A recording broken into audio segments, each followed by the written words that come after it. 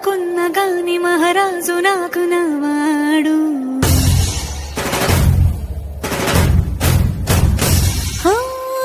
మాట పెడుసైనా మనసులో వెన్న రాయిలా ఉన్నవాడిలోన దేవుడెవరికి తెలుసును నాకన్నా.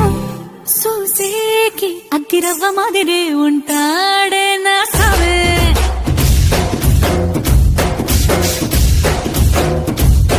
మెత్తాని పత్తి పువ్వుల మరే సంట